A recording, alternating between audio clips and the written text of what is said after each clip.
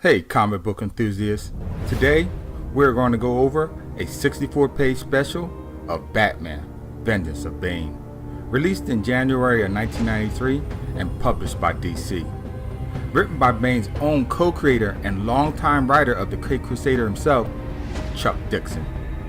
This guy has given us some of Bat's most memorable stories, such as Nightfall, Contagion, Legacy, Cataclysm, Aftershock, and The Road to No Man's Land. With an impressive resume like this, you know the origin story is just going to be great. And I believe it doesn't disappoint.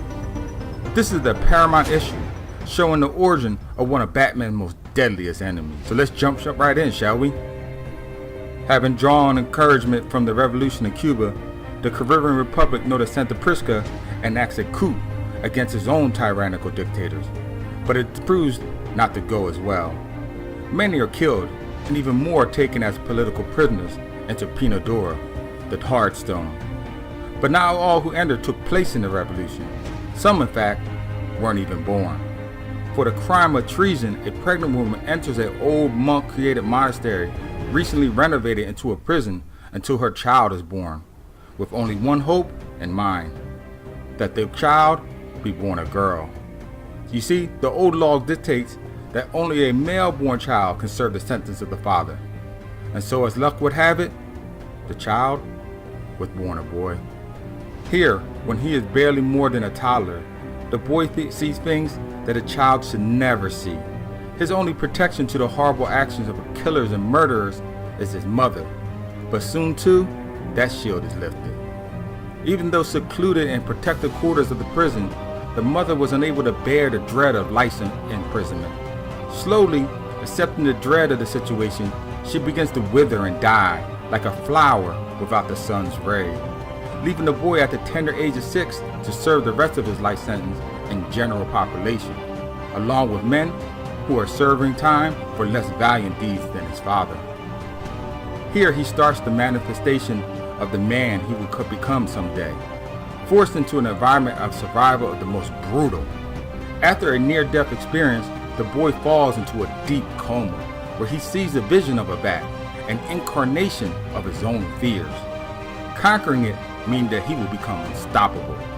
This gives him purpose, a reason to eventually escape, but first, he must grow strong. The boy then proceeds to become a man, but not only honing his body, but his mind as well, into a sheer force of nature, becoming a threat to more than just the inmates, but the warden as well. And because of the threat, he is volunteered as a test subject that no human being has ever lived through. Proving stronger than the serum that the military surgeons pump through his veins, the neurotoxin known as venom makes the man become more powerful than when he once was. He has now become Bane. Fitted with surgical implants directly linked to his brain, he can now administer the drug to himself anytime he wants with just a push of a button. Proven resilient enough now, he plots a plan for his escape, with the help of 3 key characters. The first being the prison custodian known as Zombie. His expertise with pharmaceuticals allows Bane to replicate the drug. The second one is his childhood protector, Trog, whose knowledge of electronics allows him to administer the drug freely. And third is Bird, the cellmate who first told Bane of the mysterious Batman figure. With his knowledge of Gotham City's topography and the criminal underworld, Bane can devise the best plan of attack on the Dark Knight. Here's where I leave you, viewer, with just a taste of what is to come into the next few pages. If the story intrigues you, please read it for yourself. I'm sure that you will find it entertaining. And now, a quick few things before I go.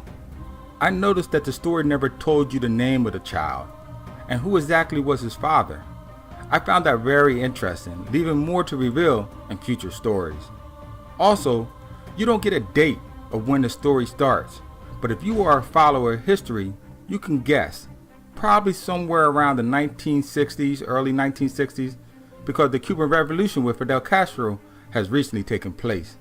A subtle hint is dropped at the beginning of the comic. And last, I tried to look this up but couldn't find it anywhere. Can anyone watching tell me the proper name of the old law that sentences a child for the crimes of his father, for I am most interested. Until next time, please don't forget to subscribe, like, and all that other good stuff. Oh yes, and as always, keep reading, my friends.